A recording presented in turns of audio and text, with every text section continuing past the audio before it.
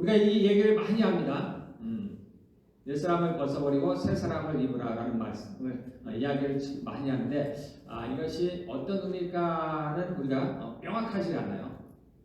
그래서 오늘 이제 설교를 통해서 이것에 대한 명확한 개념을 가지시길 바라겠습니다. 그리고 그 말씀대로 그냥 이론에서만 그치는 게 아니라 정말로 옛사람을 벗어버리고 새사람을 입는 그러한 모든 저희들이 되기를 바라겠습니다.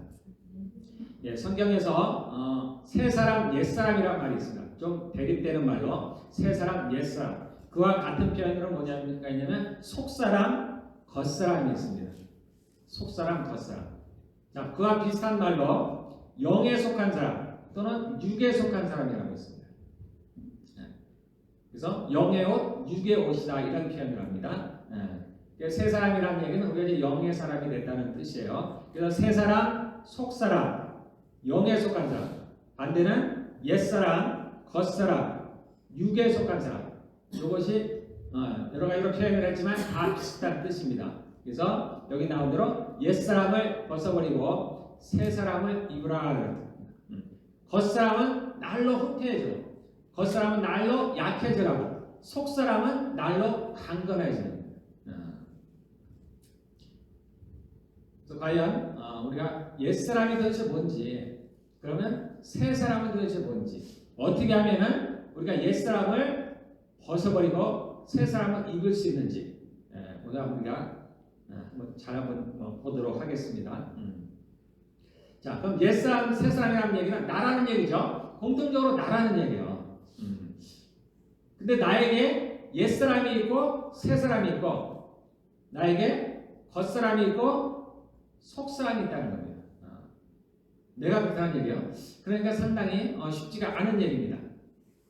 자, 이것을 알려면 먼저 사람이 어떻게 이루어졌는지를 좀 아셔야 됩니다. 사람은 영과 혼과 육으로 만들었어요. 창세기에 보면은 하나님께서 하나님 우리의 형상을 좇아 우리의 모양을 따라서 우리가 사람을 만들 때 그랬습니다.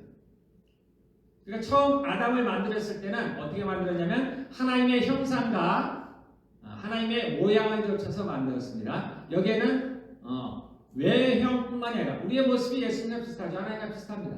동물들과 다르죠.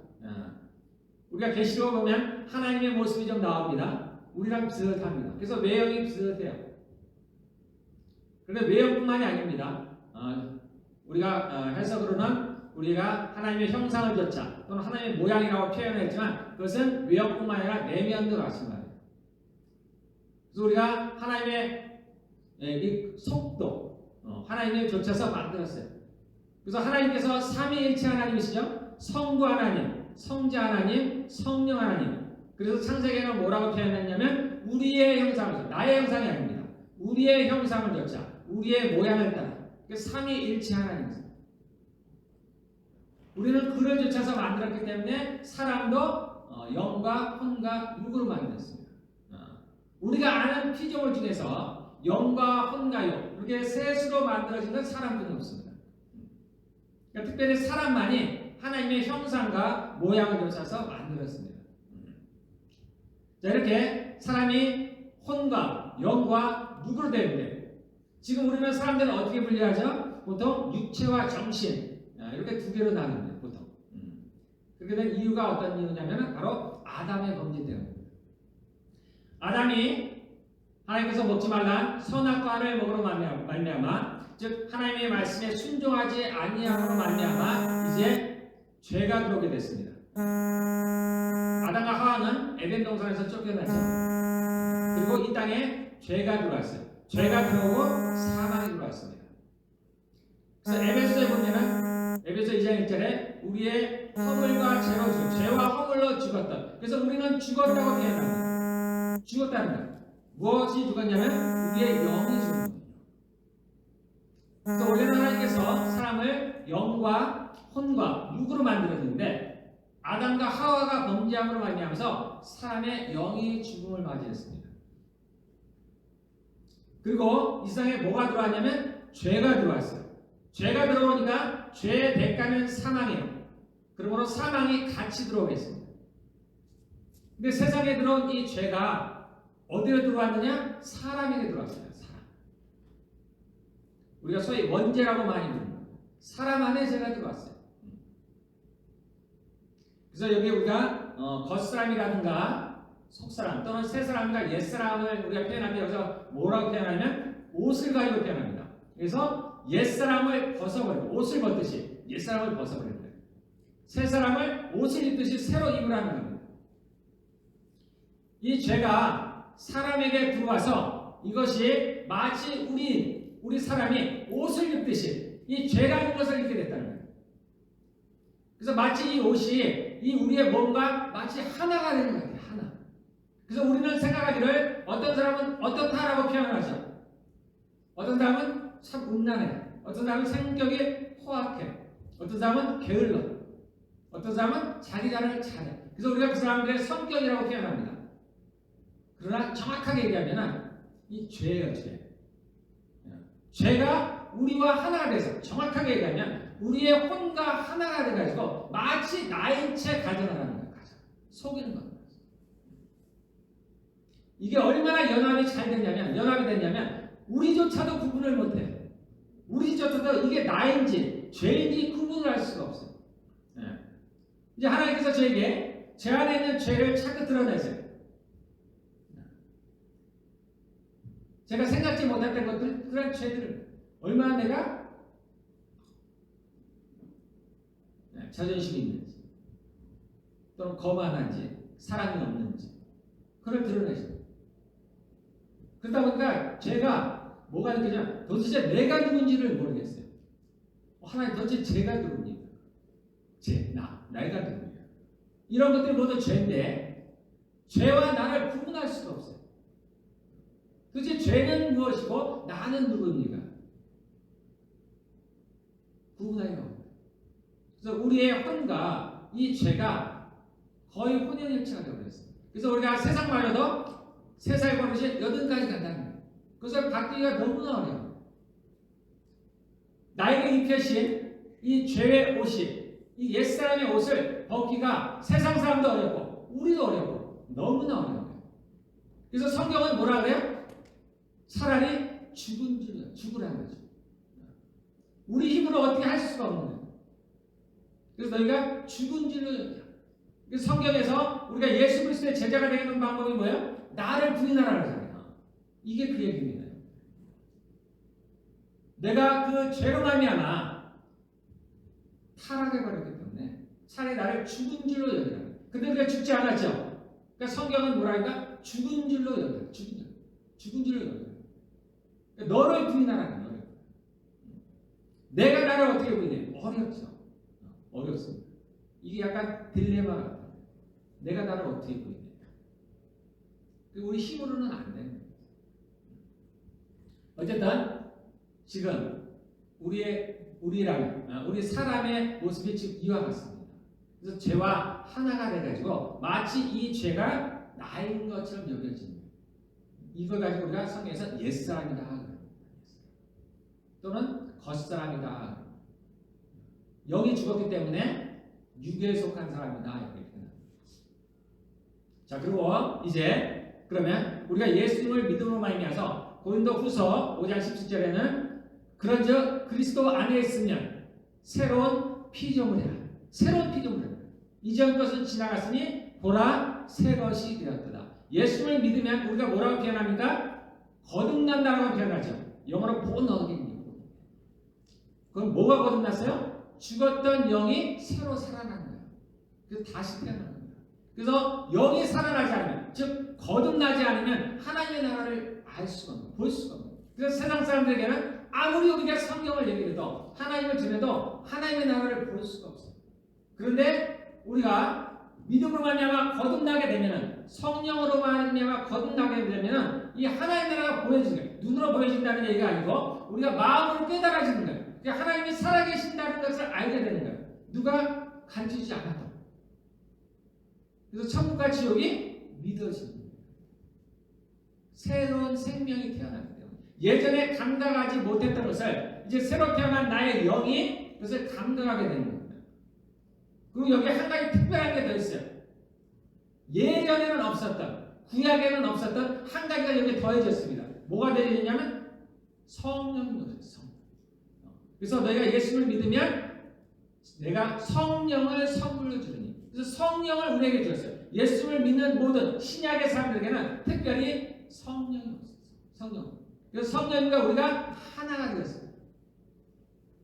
그래서 완전 새로운 피조물이 된 거예요. 그냥 비유적으로 우리가 새롭게 됐다는 뜻이 아니고 정말 우리는 완전 새로운 피조물이에요. 이 그리스도의 이 성령이 누구예요? 그리스도의 영이죠. 아들의 영입니다. 그래서 우리가 하나님을 아바 아버지라고 부르게 된다. 이와 같이 우리가 예수를 믿고 거듭나게 되면은 완전한 새로운 피조물이 됩니다. 새로운 피. 이게 새 사람이 됩니다. 내가 없어지는 건 아니죠. 여전히 나라는 건 존재합니다. 우리가 혼이라고 하는 거예요. 정확히 구분하면 혼이란 나는 그대로 존재해요. 자, 우리가 나중에 이제 히브리서 9장 1절에 사람에게 한 번 죽는 것은 정해진 것이요. 그래서 모든 사람은 죽음을 맞이합니다. 우리가 흙에서 지음을 받았기 때문에 하나님께서 아담을 뭘로 지으셨어요? 흙으로 지으셨죠? 그래서 우리는 죽음을 맞이합니다. 그래서 흙으로 지은 이 몸은 나중에 흙으로 돌아가요. 그리고 우리가 새로운 몸을 얻게 돼요. 바울은 이것이 우리의 소망이라고 얘기했습니다. 우리의 소망은 우리가 이 육신의 몸을, 지금 갖고 있는 육의 몸을 버리고 새로운 몸, 이것을 그래서 영의 몸이라고 해요. 영의 몸, 스피리추얼 바디라고 해요. 이 영의 몸, 이건 완벽한 거예요. 우리의 지금 육의 몸은 불완전하죠. 부족해요.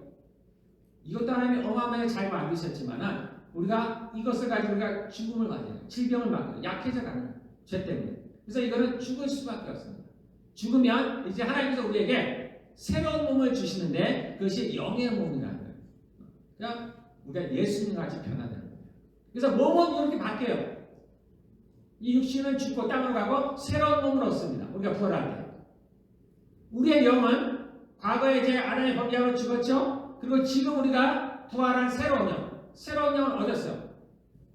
그래서 부활도 우리 영도 새롭게 되었어요. 이 혼은 그대로예요. 혼은 그대로예요. 그래서 믿음의 결국이 뭐예요? 믿음의 결국은 혼의 구원을 얻는 거예요. 결국은 우리의 혼이 구원. 그래서 뭐가 변화되면 우리의 혼이 변화된 혼이 천국에 들어가는 거예요. 그래서 이전의 혼은 그 죄로 말미암아 죄가 우리한테 옷 입듯이 우리의 혼과 하나가 되어 있었어요. 그래서 옛사람이라는 겁니다. 그럼 이제는 우리가 거듭났죠. 살아난 우리의 나의 영 그리고 우리의 성령과 이제 하나가 됐어요. 새로운 피조물이 됐죠. 그로 말미암아서 우리가 새롭게 입어 나가는 거예요. 우리의 그런 성품들을. 여기서 우리가 새 사람을 입는다 이렇게 표현하는 겁니다. 그런데 우리가 이게 이론적으로는 알아도 문제가 뭐냐면은 어떻게 하면은 중요한 건 그거죠. 어떻게 하면은 옛사람을 벗어버릴 수 있는가. 중요한 건 이거죠.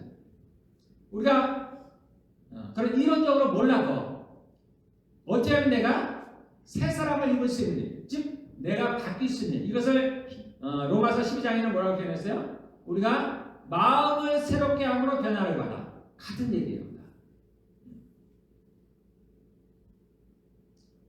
그래서 우리가 가진 이러한 옛 모습은 어디서 나온 거냐면 죄로부터 나온 거예요.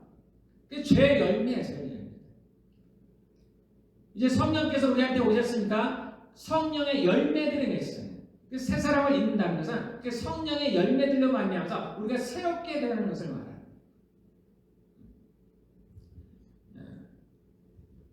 그럼 우리가 어떻게 하면은 이 옛사람을 벗어버리고 예전의 성품들을 벗어버리고 우리가 새롭게 될 수 있는가? 제가 예전도 아니죠. 예전이죠. 작년인가 올해. 작년이죠. 어느 날 이제 제가 갑자기 몸이 너무나 피곤해요.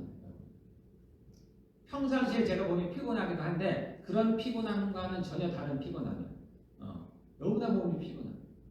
그 몸이 피곤한 게 얼마나 심했냐면 제가 이러다 죽겠다 싶은 거예요. 이제 차라리 죽는 게 나아요. 아무것도 할 의욕도 안 나고 뭐가 안 되는 거예요. 그래서 평상시와 다른 피곤함이에요. 이게 특별한 거죠. 그래서 어찌할 줄을 모르겠는 거예요. 이대로면 내가 차라리 죽을 것 같다는 생각이 들어요. 원인을 모르겠네. 왜 이렇게 되는지. 그래서 내가 뭘 잘못했나? 아, 뭐 잘못 먹었나? 뭔가를 보약을 먹어야 되나? 네. 그러다가 이제 제가 꿈을 꾸게 됐어요. 꿈을 꾸게 됐는데, 제가 이제 저희 집, 꿈에서 제가 생각할 때 저희 집이었습니다. 저희 집 뒤를 제가 보고 있는데, 저희 집 뒤에 그 담쟁이가 붙듯이, 그런 것들이 다 덕지덕지 붙어 있는, 그러니까 검은 것들이, 이렇게 시커먼 것들이 붙어 있어요. 그래서 제가 집을 가려고 여기 걸어가는데, 그 벽에 붙었던 담쟁이 같은 검은 물체들이 사실은 담쟁이가 아니었어요. 검은 물체들이. 그 물체들이 이제 내려와서 저하고 싸움을 하는, 저하고 싸움. 그래서 제가 싸웠는데 너무 피곤한 거야. 너무 내가 꿈속에서 너무나 힘들어. 이들을 막아내기에 내가 너무나 힘든 거야. 그러다 꿈을 깼어요. 이제 하나님께서 그런 사람들 저희 이제 꿈으로 점점 알려주시니까 이게 평범한 꿈이 아니니까 내가 이제 뭔가 해석을 해야 되는데 잘 모르는 거예요. 그래서 제가 마음에 걱정이 오기 시작했어요. 왜냐하면 이거 분명히 우리 집에 뭔가 붙어있구나. 악한 것들이 왔구나. 그런데 내가 당연히 힘이 없다라는 거 꿈에서. 야, 이러다 우리 집에 무슨 문제가 생기겠구나. 일이 벌어지겠다. 그래서 내가 이것을 해결을 해야 된다. 해결책을 찾아야 돼. 그래서 내가 잠에서 깨지 않고 비몽사몽간에 계속 해결책을 찾는 겁니다. 이 원인은 이것이 무슨 의미일까 하는데 성령님께서 제게 이제 꿈을 해석해 주는 거예요. 그래서 집은 실제 저희 집이 아니라 저라는 거죠. 저를 가리는. 그리고 뒤에 붙었던 것은 악한 영들이죠. 그로 말미암아서 내가 그렇게 피곤해졌다. 그럼 이제 원인은 알았어요. 원인은 알았는데 중요한 거는 해결책이잖아요. 그럼 내가 이거 어떻게 해야 되나? 내 꿈속에서는 이길 수가 없었어요. 너무나 힘이 들었어요. 그럼 내가 어떻게 하면 이길 수 있을까? 네. 계속해서 제가 꿈에서 깨지 않고 비몽사몽간에 기도하면서 찾는 거예요. 하나님께 질문을 하면서 어떻게 하면 내가 이걸 해결할 수 있겠습니까? 이제 하나님께서 제게 몇 가지 해결책을 알려줬어요. 그래서 제가 이제 잠에서 깨고 그 다음부터 제 아내가 이제 저를 기도를 했어요. 정말 거짓말처럼 순식간에 사라져버렸어요. 자, 그랬는데 제가 한 가지, 그런데도 제가 만족하지 못했는데, 왜냐하면 또 올 것 같은 거예요. 또 그런 일이 발생했어요.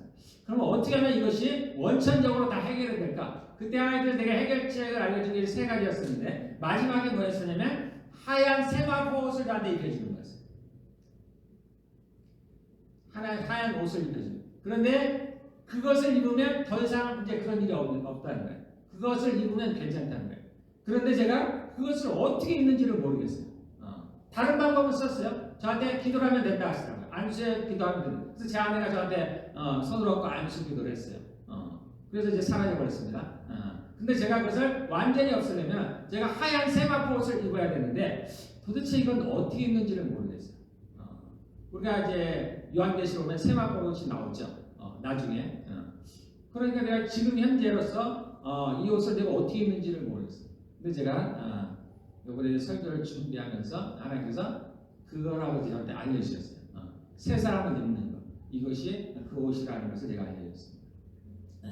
그래서 저는 여기서는 어떻게 하면 내가 그 옷을 입을지를 잘 몰랐는데 제가 이제 이번 설교를 준비하면서 이것이로구나 라는 것을 알게 되었습니다. 어쨌든 그래서 내가 새 사람, 즉 새 옷을 입게 되면 그러한 일들이 발생하지 않는다라고 저한테 이제 설명을 해주셨습니다. 예. 그런데 어쨌든 아까 제가 다시 돌아가면 이 옛사람을 벗어버리고 새 사람을 입는 이제 우리가 이제 그 이론은 알았어요. 그럼 이제 현실적으로 어떻게 하면 이런 일이 벌어질 수 있는가라는 게 중요한데 안타깝게도 이것은 우리의 힘으로 안 되는 거예요. 우리의 힘으로 할 수가 없는 거예요. 히브리서 4장 27절에 우리가 하나님의 말씀에 대한 얘기, 여기에 참 비밀 같은 말씀이라고 했습니다. 하나님의 말씀은 살았고 운동력이 있어서 좌우의 날선 어떤 검보다도 예리해서 혼과 영과 및 관절과 골수를 찔러 쪼갠다고 말씀했습니다. 그 앞에 나온 혼과 영을 찔러 쪼갠다는 거예요. 나눈다는 겁니다. 자, 그 영이라는 말이 여러분의 해석에 의사라면 죄라고 넣으십니다. 우리의 혼과 죄, 우리에게 붙어있는 죄들을 무엇으로 쪼갤 수 있냐면 하나님의 말씀이 그래야 한다. 하나님 말씀이 그렇게 하시고 성령께서 그렇게 하신다는 거예요. 성령께서 우리 안에 행하시는 일들이 지금 그 일이라는 거예요. 우리의 혼에 붙었던, 그래서 마치 우리의 것인 양 우리가 착각하고 있던 그 죄악들을 성령께서 찔러 쪼개서 우리 앞에서 분리시킨다는 거예요. 그리고 이제 성령으로부터 비롯된 새로운 것들을 우리에게 입히신다는 거예요. 새로운 성품들을 우리에게 주신다는 거예요. 이게 하나님으로부터 왔기 때문에 신의 성품이에요. 신의 성품. 이것을 주의 성령님께서 지금 우리 안에 행하시는 일들이라는 겁니다. 그래서 이 일은 누가 하느냐? 우리의 옛사람을 벗고 또는 겉사람의 옷을 벗어버릴 수 있고 또 새사람을 입을 수 있는 영의 옷을 입히는 분이 누구시냐면 성령께서 하시는 거예요. 우리는 할 수 없다. 그러면 우리의 할 일이 없는가요? 아니요. 있습니다. 우리가 해야 되는 일들이 있어요. 우리가 성령님께서 그 일을 이루시도록 우리가 해야 되는 일들이 있습니다. 그것은 우리가 그분 앞에 나아가는 거예요. 그분의 임재 앞에 나아가는 거예요.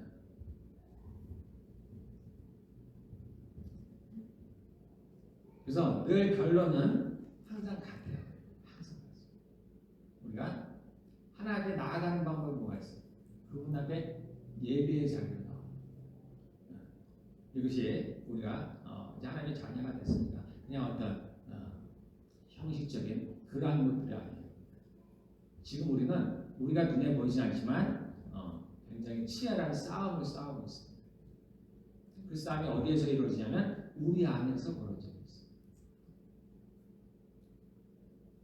이 영토 싸움이라고 해요. 영토 싸움이 우리가 어느 지역을 물론 기도해서 그런 것도 있겠죠. 어느 지역을 기도하고 그래서 그것을 전도를 하고 크리스찬 지역으로 만드는 그런 것도 있을 수 있습니다. 그러나 기본적으로 성경에서 말하는 영토 싸움은 어디에서 벌어지냐면 우리 안에서 벌어집니다. 죄가 우리 안에 들어왔다 했어요. 성령께서 우리 안에 들어왔어요.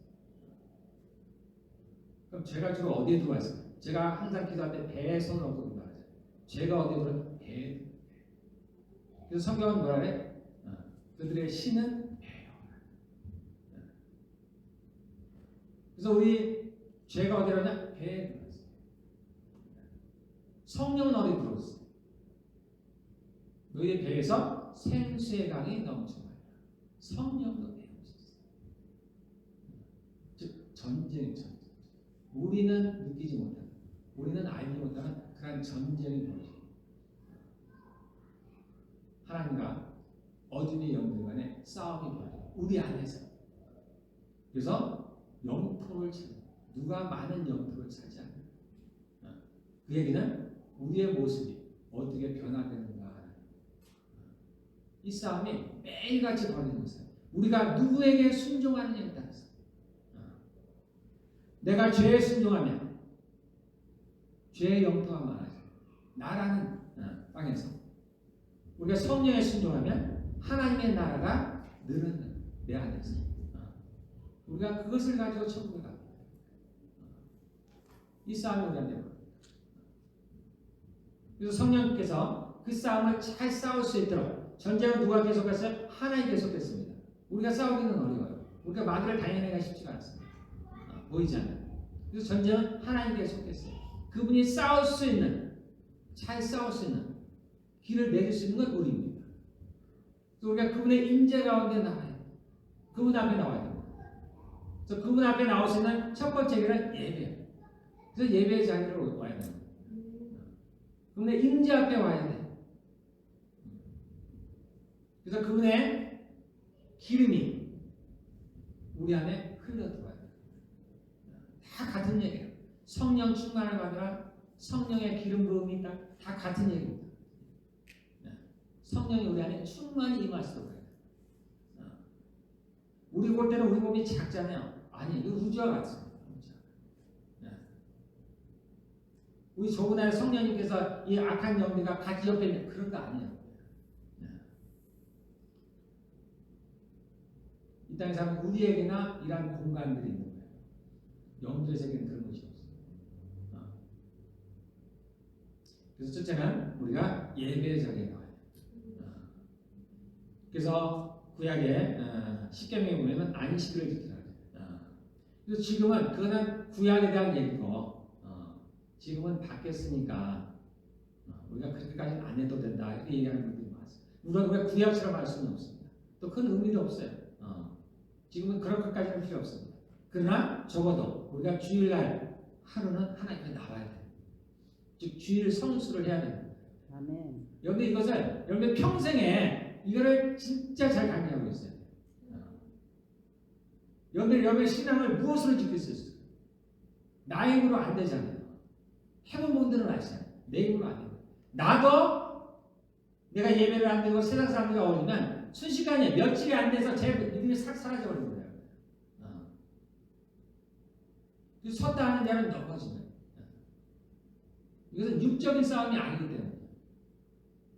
그래서 우리가 반드시 주일은 예배를 드려야 돼요. 예배 자리에 꼭 참여하셔야 돼요. 두 번째는 뭐예요? 기도예요. 기도.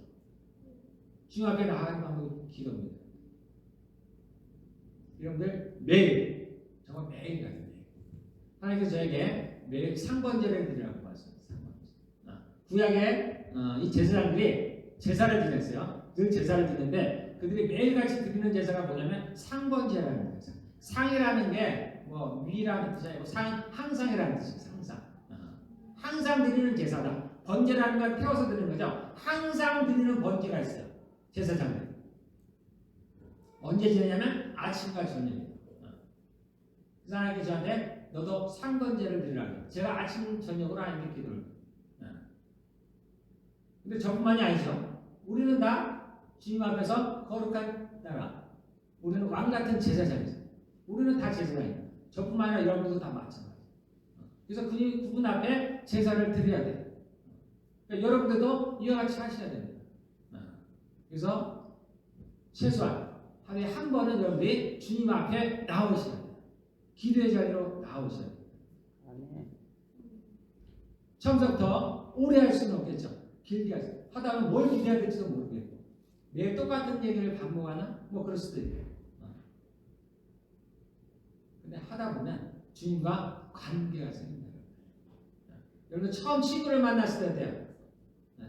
처음 뭐 미팅을 해도 마찬가지죠. 할 얘기가 없잖아요. 무슨 할 얘기가 있어요. 그런데 어떻게 해요? 만나면 왠지 계속 할 얘기가 늘어나잖아요. 서로 공감하는 게 생기는 겁니다. 마찬가지예요. 우리도 주님과의 관계, 교제를 하다 보면요. 할 얘기가 생겨요. 한 시간이 금세 지나갑니다. 하나님과 서먹서먹 하면, 낯설면 할 얘기도 없어요. 근데 친하면요. 할 얘기가 많아요. 전에는 관심할 요것도 저것도 할 얘기가 많습니다. 하나님은 우리에게 하고 싶은 얘기가 많아요. 우리는 별로 없는데 하나님은 우리에게 하시고 싶은 말씀이 많습니다. 그런데 꼭 기도의 자리에 나오셔야 돼요. 개인적으로 못하면 함께하는 곳에 나와야 돼요. 아멘. 그래야 주님 앞에 나온다는 얘기는 주님의 성령의 기름이 우리한테 부어진다는 얘기예요. 성령으로 충만해진다는 얘기예요. 그러면 우리가 새 사람을 입을 수가 있어요. 그 성령님께서 아까 말씀이 우리의 혼과 죄를 찔러 쪼갠다고 말씀하셨죠. 그 성령께서 우리 안에 오셔서 그 일을 하십니다. 제가 이렇게 하나님의 말씀을 선포하되 주께서 제가 할 수 있는 말씀이 뭐예요? 너는 말씀을 선포해. 그럼 내가 각 성도들 심령에 들어가서 내가 그 일을 할게. 저와 성령님께서 함께 사역하시는 방법입니다. 그분이 말씀이 선포될 때 우리 안에 들어오셔서 우리 안에 죄와 우리의 혼을 찔러 쪼개서 몰아내는 거예요. 그리고 신의 성품들, 성령으로 새롭게 새 사람을 이기는 이런 것들이 발생합니다. 그래서 여러분들 반드시 기도의 자리에 꼭 나오시길 바라요. 집에서도. 세 번째는 뭐예요? 성경을 하나님의 말씀을 갖게 됩니다. 말씀이 누구세요? 말씀이 하나님이시죠. 요한복음 1장에 태초에 말씀이 계시니라. 이 말씀이 하나님과 함께 계셨으니 이 말씀이 하나님이시라. 그 안에 생명이 있었으니 이 생명이 사람들의 빛이라. 모든 만물이 이로 말미암아 창조됐다고 얘기합니다. 그 말씀이 육신이 되어 우리 안에 거하시. 예수님을 말씀하시는 거죠. 네. 그러니까 예수님이 말씀이시고 예수님이 하나님이시고 말씀이 하나님이십니다. 그래서 성경을 우리가 접한다는 얘기는 성경을 읽고 듣는다는 얘기는 또 그 말씀으로 행한다는 얘기는 우리가 주님의 임재 앞에 나오는 것 같은 얘기. 그래서 또 그 얘기 항상 똑같습니다. 항상 예배드리고 기도하고 성경 읽기를 게을리했습니다.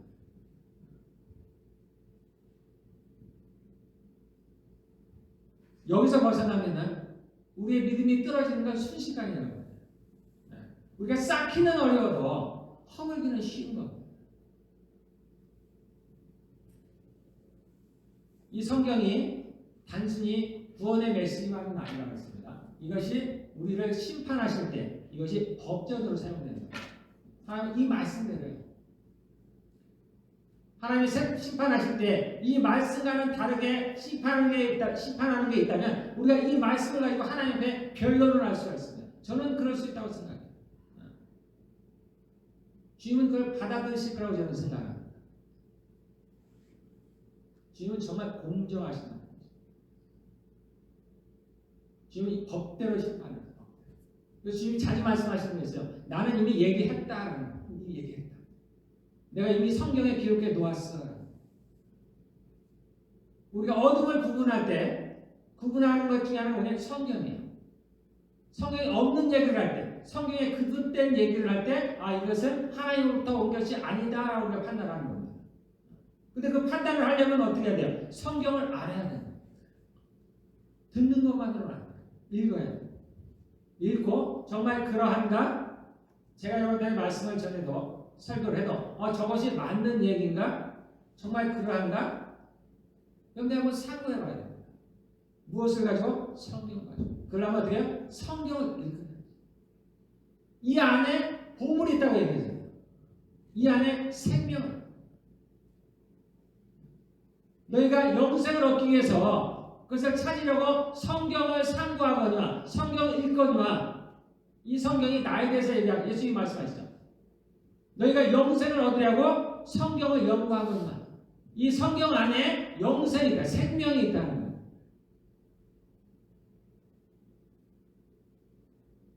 세상에 아마 이런 것이 있다면 우리가 어마어마하게 그걸 보겠죠. 이거 왜 너무나 가까이 있습니다. 너무나 흔하니 가치를 모르는 거예요. 우리가 상상할 수 없는 가치를 가지고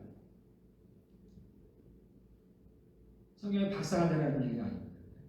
성경을 읽으시면 자주 읽으시면 이것도 매일매일 읽으시면 한 장을 두 장을 읽든 매일매일 이렇게 성경 읽고 그리고 묵상해 가시길 바라겠습니다. 그런데 하나님을 알 수 있는 길이 많지가 않아요. 우리가 세상과 접하면서 세상 사람들과 똑같이 살아가면서 하나님을 알기를 원한다? 이것은 거짓말이죠.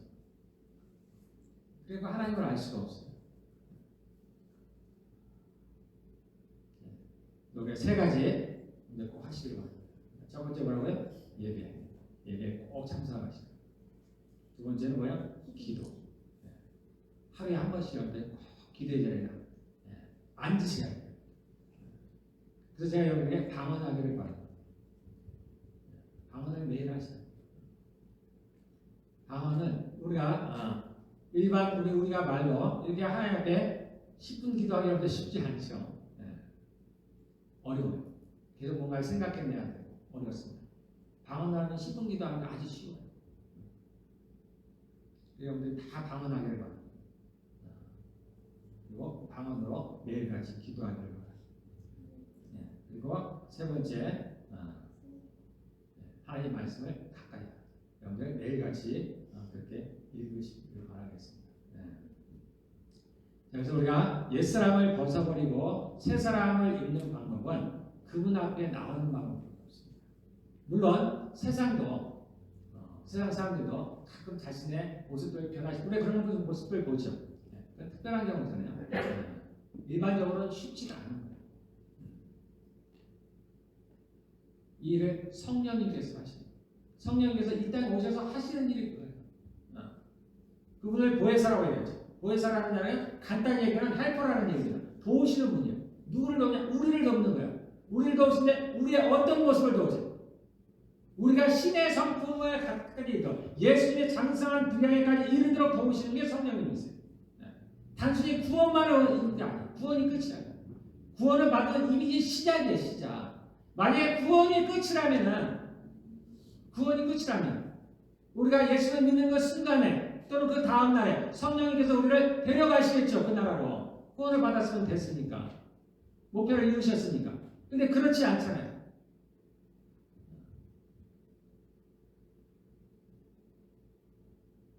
그분은 이 땅에서 우리와 더불어 하실 일이 있는 거예요. 그것이 뭐냐면 우리를 변화시키는 거예요. 변화시키는 거예요. 새 사람으로 새롭게 되기를 변하는 거예요. 그래서 어떤 성품을 신의 성품, 예수 그리스도의 성품을 갖게 하신 거예요.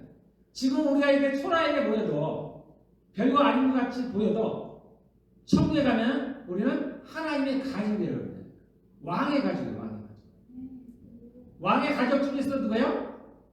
신부예요. 신부. 이게 보통이 아닙니다. 구약에 아무리 높은 사람도 우리보다는 못해요. 천국에 가면. 그냥 그들은 아무리 높아도 하나님의 자녀의 신분입니다. 그러나 신약에 와서 예수를 믿는 사람들은 그리스도의 신부가요. 우리가 성찬식을 하잖아요. 성찬식의 의미가 뭐예요? 주님과의 신부가 됐다는 거. 그걸 기념하라는 거예요. 구약에는 없는 거예요. 신약에 와서만 우리에게 준 거예요. 우리에게 명령하신 거예요. 이것을 행하라고 하는 거예요. 기념하라고 하는 거예요. 성찬식. 성찬식의 의미가 뭐예요? 결혼했다는 거예요. 결혼. 이제 앞으로 결혼할 거라는 거. 언약을 맺었다는 거예요. 그리스도와 내가 이제 이렇게 표현하면 좀 이상하지만 어쨌든 신랑과 신부 그러한 관계가 됐다는 거예요. 포도주를 마실 때 언약을 기억하라는 거예요. 주님과. 주님이 이 날을 기다리셨다는 거예요. 우리와 같이 신랑 신부의 언약을 맺는 그날 6월절 만찬을 기다리셨다는 거예요. 그리고 그것을 이루시고 가셨어요. 그래서 내가 다시 오는 그날까지 너희는 이것을 행함으로 나를 기억하라는 거예요. 내가 너희의 신랑이 되었다는 걸 기억하라. 너희가 나의 신부라는 걸 기억하라는 얘기예요. 왜? 이제 이 땅이 새롭게 되면 새 하나님께서 땅에 와서 그분께서 모든 것을 새롭게 하시는 우리가 그의 나라에서 하나님의 나라에서 영원히 그분과 함께 다스리는 자가 됩니다. 그러려면 어떻게 해요? 다스리는 데 합당한 성품이 있어야 돼요. 주님은 그것을 이 땅에서 우리에게 만들기를 원하시는 거예요. 지금 의와 진리의 거룩함으로 지으심을 받는 새 사람이라죠. 의와 진리 같은 얘기예요. 거의 비슷한 얘기입니다. 의나 진리나 다 어디로부터 나오냐면 하나님으로부터 나온 거예요. 하나님. 의의 반대가 뭐예요? 죄예요. 죄. 죄는 하나님으로부터 나온 게 아니에요. 의와 진리 하나님으로부터 하나님을 따라 지으심을 받은 이 말씀 보면 어디가 떠오릅니까? 창세기에 떠오르죠. 처음 아담을 만드시면서 우리의 형상을 좇아 우리의 모양을 따라 아담도 그와 같이 만들었어요. 근데 그때 완벽한 건 아니죠. 아담을 만드셨을 때 하나님의 형상과 모양이 완전히 있는 건 아니죠. 그렇게 지어가겠다는 거예요. 하나님의 목표가. 하나님의 모양과 형상을 담들어 아담을 만들어 가시겠다는 게 하나님의 목표예요. 근데 아담은 실패했습니다. 그러나 하나님은 그걸로 끝을 안 내셨어요. 다시 어느 한 날을 기억해서 이 땅에 예수 그리스도를 보내시고 이게 예수를 믿는 우리로 하여금 이제 아담이 실패했던 그것을 다시 이루시겠다는 거예요. 의와 진리로 거룩함으로 지으신 것. 우리가 하나님을 좇아서 지으신 것. 우리가 예수를 믿으면 의와 진리의 그런 모습을 완전하게 있는 게 아니죠. 아담처럼. 아담은 실패했지만 우리는 그렇게 이루어 가시겠다는 거예요. 이게 하나님의 목표입니다.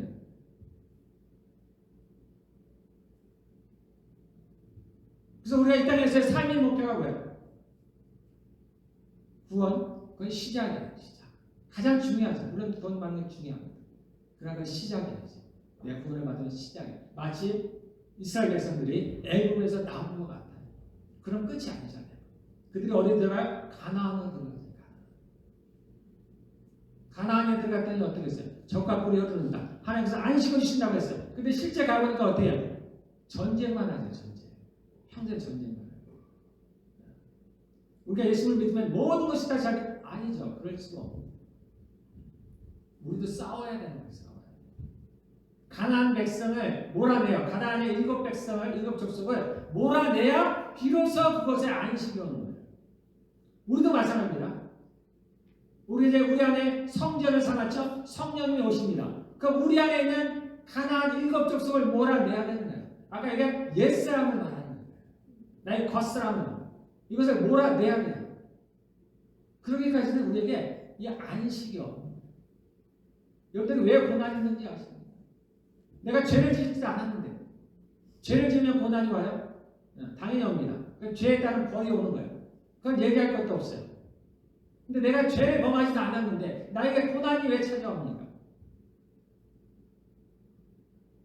싸움이에요. 싸움. 우리 안에 그런 싸움이 있어요. 그리고 그런 싸움들을 통해서 주님은 우리를 빚어가십니다. 그분의 형상으로 만들어요. 그분의 신부에 합당한 자로 우리를 빚어가십니다. 이게 주님께서 행하시는 일이고 우리가 주님과 더불어 해야 되는 일이에요. 우리가 다른 건 다 포기해도 우리가 이것은 포기하면 안 돼요. 내가 부자 된 걸 포기하겠어. 내가 좀 재능이 없어도 내가 그대로 만족해 갔어. 그러나 이 모습은 내가 귀엽고 예수님의 모습은 좀 닮아봐야 되겠다.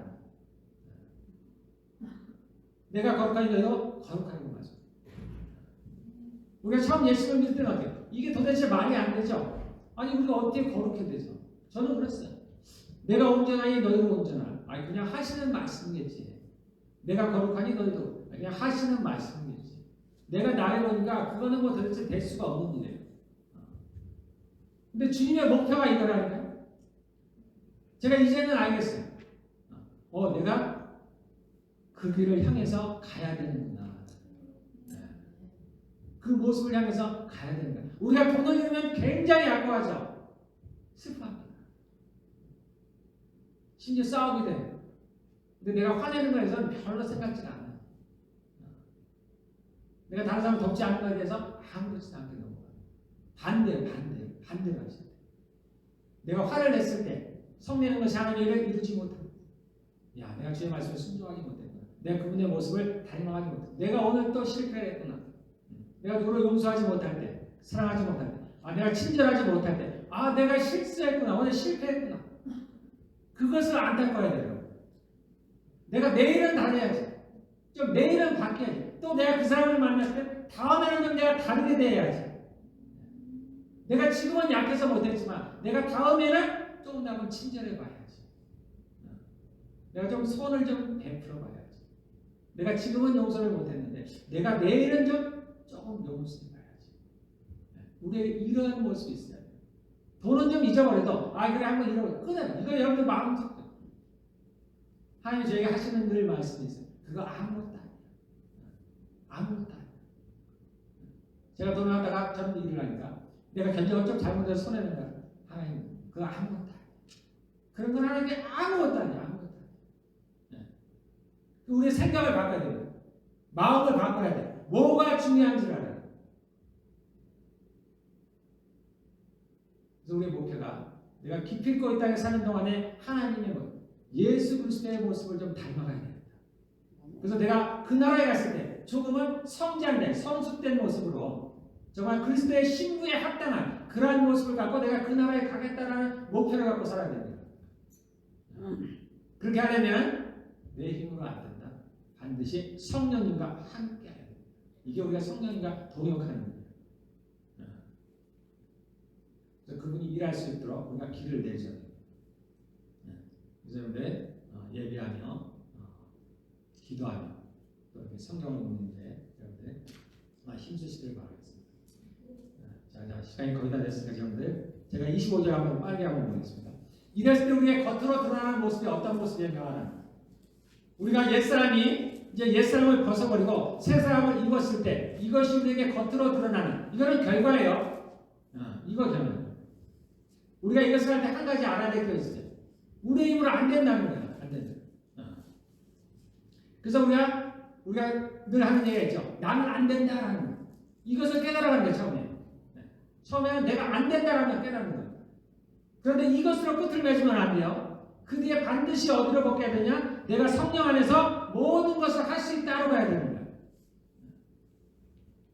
자, 그래서 우리가 바뀌어진 모습이 어떻게 되냐면 이제는 25절에 거짓을 버리고 참된 것을 말하고 정직하라는 거예요. 정직.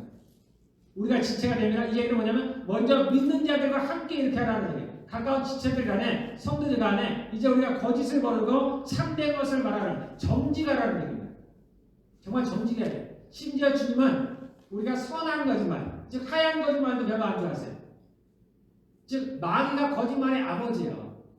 그래서 주님은 아주 그런 것도 싫어하세요. 거짓 자체를 싫어해요. 하나님 못하시는 게 거짓말을 못하신다. 그래서 우리가 거짓을 버리고 이제 참된 것을 얘기하는 거예요. 농담으로라도 우리가 거짓을 안 해야 돼요. 자, 두 번째 26절에 보면 분을 내어도 죄를 짓지 말며 해가 지도록 불을 품지 말자. 이거는 27절과 연결됩니다. 마귀로 틈을 주지 마라. 자, 마귀가 틈타는 방법 두 가지입니다. 두 가지. 마귀는 어떤 때 틈을 타냐? 죄의 틈을 타요. 죄. 우리가 죄를 지을 때 틈을 탑니다. 이것은 합법적입니다. 이건 주님도 어쩔 수 없는 거예요. 우리가 죄를 지으면 마귀가 틈을 타요. 이건 당연하게 오는 거예요. 그 결과는. 마귀는 이것을 기다립니다. 이것을. 우리가 죄 짓기를 기다려요. 그래서 여기 보면서 분을 내요. 분을 낸다는 얘기는 화가 나죠. 우리에게 화가 날 수 있어요. 화가 날 수 있다는 거예요. 그러나 더 이상 가지 말라는 거예요. 내가 화가 났다고 다른 사람과 싸우지 말고, 내가 화가 났다고 해서 다른 사람을 비방하지 말고, 비판하지 말고, 그 이상 가지 말라는 거예요. 죄까지 가지 말라는 거예요. 죄로 가는 순간에 마귀가 기다렸다는 듯이 그 틈을 타고 들어오는 거예요. 마귀가 틈을 타는 경우는 죄를 짓는. 또 하나는 있습니다. 이거는 우리가 의지와는 관계없어요. 불법을 행하는 경우가 있어요. 그래서 마귀는 불법을 행하는 죄. 이거는 하나님께서 처리하셔야 돼요. 우리가 해야 될 일들은 죄를 짓지 않는 거예요. 죄와 싸워야 돼요. 그래서 마귀에게 틈을 주지 않는 거예요. 그래서 우리가 분을 내요. 화가 날지라도 그 이상 가지 말아라. 자, 두 번째는 해가 지도록 불을 품어요. 이 화를 해가 지도록 가져가지 말라는 거예요. 주님에게는 기준이 있어요. 기준. 하루가 기준이에요. 해가 지는 게 하루가 끝나는 날입니다. 이거는 하루 이상 가져가지 말라는 거예요. 그러면 사단이 마귀가 틈을 탄다는 거예요. 왜인지는 우리는 설명할 수 없지만 성경이 그렇다면 그런 거예요. 그래서 마귀에게 틈을 안 주는 방법, 내가 그냥 화가 났을지라도 참는 거예요. 그러니까 죄지는 데까지 가지 않는 겁니다. 오버하지 않는 거예요. 말을 함부로 하지 않는 겁니다. 두 번째는 헤어지기 전에 풀으라는 거예요. 그러면 마귀가 틈을 타지 않는다. 이렇게 하시면 돼요. 그럼 마귀가 틈을 타면 어떻게 되는데? 당연하죠. 우리의 삶이 꼬임이 어려운 일들이 발생해요. 자, 그 다음에 28절에 보면은 자기 손으로 일을 하라는 겁니다. 선하게 구제할 수 있도록. 그래서 여러분들 열심히 일하시고 그 다음에 다른 사람을 구제하는 데 힘쓰기를 바랍니다.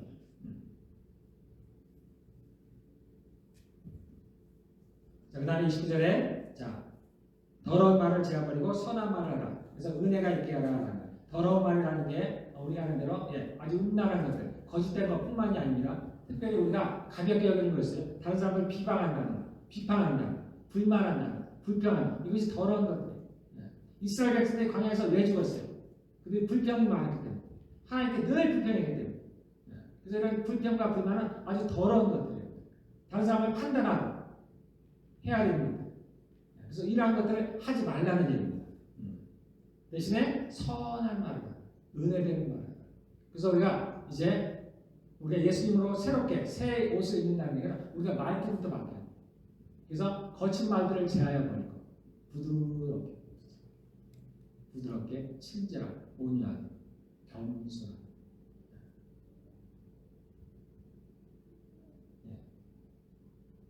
이렇게 하지 않냐면 30절에 보면 하나님의 성령을 근심하게 한다. 우리가 이렇게 하지 않으면, 우리가 육신대로 살면, 옛사람대로 살면 성령님께서, 우리 안에 계신 성령님께서 근심한다. 성령님은 근심케 하지 말라. 그래서 32절 자 보겠습니다. 마지막으로 서로 친절하게 하며 불쌍히 여기며 서로 용서하기를 하나님이 그리스도 안에서 너희를 용서하리라 하셨다. 예, 우리가 이렇게 하시기를 바라겠습니다. 예수를 믿어서 우리가 특별한 걸 하는 것도 좋지만 우리가 우리의 모습들이 이런 그리스도의 모습으로 닮아가는 거예요. 그래서 여러분들 멀리서 찾을 게 없어요. 집안에서부터 시작하시면 됩니다. 집안에서. 남편에게 아내에게 이제 말투를 바꾸셔야 돼요. 그냥 성경대로 하면 돼요. 아내는 남편을 공경하고. 요즘으로 이런 얘기하면 젊은 분들은 이상하게 되죠. 하나님의 말씀은 변함이 없어요. 그래서 남편을 공경하고 남편에게 순종하고 남편은 아내를 사랑하고 나와 함께 생명의 위협을 함께 나눌 자로 여겨서 아내를 귀하게 여겨요. 그래서 같은 거예요. 그대로 하면 돼요. 자녀를 가르치는데 자녀를 노엽게 하지 말고 자녀는 부모에게 순종하고 서로 친절하게 하면 돼요. 부드럽게. 그럼 싸울 일이 별로 없어요. 대부분의 사람들은 말에서 시작이 되죠. 그래서 가정에서 그리고는 교회에서 이 순서가 있어요. 항상 하나님께서 다 순서가 있어요. 가정에서 잘 그리고는 교회 서로 지체를 간에 잘 성도들 간 그래서 허물을 덮어줘요. 허물을 덮어줘요. 그리고 이제 이웃들 내 가까운 이웃들 그리고 주변 사람들에게 함께 일하는 동료들 우리가 선한 말 그리고 특별히 제가 마지막으로 하나 여러분에게 권면드리고 싶은 거 그런데 제가 이제 엊그제 짧게 말씀 저도 일을 하는데 그 이제 일하는 그 집에서한테 물을 줬어요. 비닐봉지에 담아서 물을 주니까 아주 고맙더라고요. 근데 잠시 있다가 이제 그 어머님 되시는 분이 조금 나이가 드신 어머님 되시는 분이 그 비닐 주머니에다 돈을 넣는 거예요. 그래서 저한테 팁이라고 하면서 이제 돈을 넣는 거예요. 그 순간에 제가 하나님 말씀이 떠오르는 거예요. 하나님 말씀이 아브라함에 이렇게 말씀하죠. 내가 너를 축복하는 자에게 내가 축복하고 너를 저주하는 자에게 저주하리라. 야, 저분이 복을 받겠구나. 이 작은 소자에게 하는 것이 나에게 하는 거라고 주님 말씀하셨어요. 제가 일하는 그 순간은 제가 그분들 앞에는 작은 소자예요. 근데 저를 잘 대해줬잖아요. 그러면 우리 하나님께서 야, 저분을 축복하시는구나. 그리고 제가 제 입에서 막 축복이 나오고 하나님 저분을 좀 축복해 주십시오. 야, 하나님께서 이렇게 세상을 축복하시는구나. 우리를 이렇게 사용하신다. 아브라함도 아까 뭐라 했어요? 천국에 가면 우리가 아브라함보다 높다 그랬죠. 그런데 아브라함에게도 뭐라고 말씀하시냐면 너에게 축복하는 자를 내가 축복하고 너를 저주하는 자에게 저주할 거야. 하는데 하물며 그리스도의 신부된 우리는 어떠하겠어요? 야, 그렇구나. 세상 사람들은 이렇게 해서 복을 받는구나. 그래서 여러분들 누군가 돕고 축복 도와주는 사람이 그분은 복을 받은 사람이에요. 우리가 자부심을 가질 필요가 있어요. 우리가 주님 앞에 그러한 자들이에요. 누가 우리나라를 저주해요? 야, 저 사람 큰일 나구나. 반대로 우리는 축복해줘야 돼요. 제가 돌아오는 길에 일이 끝나고 차가 좀 막혔는데 제가 시그널을 줬는데 누가 저한테 길을 양보해줘. 제가 되게 고맙다. 그 순간 또 떠오르는 거예요. 야, 하나님 저를 축복해 주십시오. 예전에 내가 그냥 지나갔는데 하나님 저 사람을 축복해 주십시오. 야, 저 사람이 이래서 복을 받는 거야. 제가 약간 무슨 말로 이제 제가 이제 한국에서 이제 유재석 씨가 그 사랑을 남발하는 걸 봤어요. 뭐 주머니에서도 꺼내주고 어디서 그렇게 꺼내주더라고. 그게 사랑이라고 해요. 그런데 우리는 하나님이 주신 그 축복을 갖고만 있구나. 이제 여러분들 그 축복을 남발하시기 바라겠습니다. 우리가 하는 대로 주님께서 축복하시는 거예요. 심지어 뭐라 하셨어요? 너희를 핍박하는 자를 위해서 축복하고 원수된 자를 위해서 축복하라 그랬잖아요. 하물며 내 주변에 원수도 아니잖아요. 근데 우리가 입을 막고 있는 거예요. 우리가 말한 대로 이루어지는 거예요. 그래서 주변 사람들을 축복하시고 가깝게 누구예요? 가족이에요. 주님, 제 남편을 축복해 주십시오. 제 아내를 축복해 주십시오. 내 자녀를, 부모를. 교회 성도들 여자들도 축복해 주시고. 그리고 주변에 함께 일하는 동료들 축복해 주시기 바랍니다. 아멘. 저는 늘 그런 거예요. 제가 오늘 누군가의 부부하고 함께 일합니다. 하나님. 그분을 축복해 주십시오. 내가 어느 집에서 일합니다. 그 집안에 평강을 주십시오. 여러분들 함께 일하는 그 동료들하고 한번 기도를 해보세요. 축복을 해보세요. 달라져요, 여러분들. 분위기가 달라집니다. 이건 하나님의 약속의 말씀입니다. 그래서 여러분들 이제부터는 어떻게 해요? 우리가 축복하자. 하나님 저를 구원해 주세요. 나 혼자 모르는 사람일지라도 하나님 저를 구원해 주세요. 우리가 전도만이 아니고 그냥 말로라도 하나님 저 사람 구원해 주십시오. 구원해 주십시오. 저를 축복해 주십시오. 우리가 원수도 축복하는데 하물며 그대로 다 이루어질 줄을 믿습니다. 아멘. 자, 우리 함께 기도하겠습니다.